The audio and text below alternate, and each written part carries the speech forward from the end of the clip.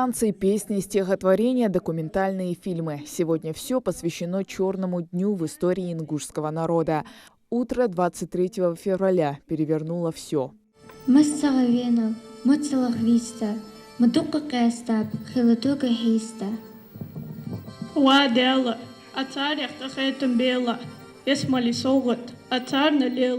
В 1944 году в Ингушетию приезжали целые воинские части. Они были направлены по всей республике под видом учений, а местные жители принимали солдат и офицеров, даже не подозревая о предстоящей трагедии. Учащиеся погружают зрителя в те времена с помощью сценок.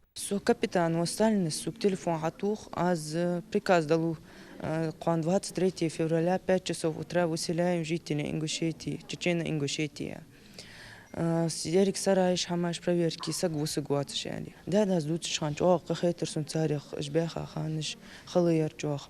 Костюмы, декорации и сценки из произведений народных писателей. Икажевская 4-я школа ежегодно проводит мероприятия, приуроченные к депортации. А в рамках декады ингушского языка часть мероприятия проводят на родном языке. Мы, как носители памяти, как наследники своего народа, должны помнить даты, должны помнить свою историю и знать также свой родной язык.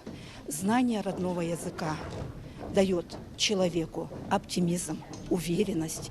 В качестве зрителей педагоги, ассоциация родителей и, конечно, те, кто непосредственно столкнулся с депортацией. 13 лет провел ингушский народ в высылке. Депортации подверглись более 60 народов. От голода, холода погибло около 230 тысяч. Нурдин Икажев родился вдали от родины, в Казахстане. Как очевидец делится пережитыми тягостями. Родные горы увидел только в 7 лет. Старики-казахи говорили, что...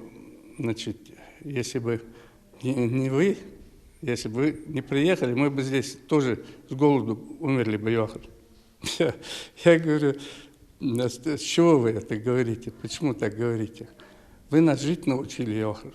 Вы, наверное, Йохар, прежде чем переехать, перевезут вас, репрессируют в Казахстан, наверное, переносили такие же трудности, как вот сегодня, Йохар.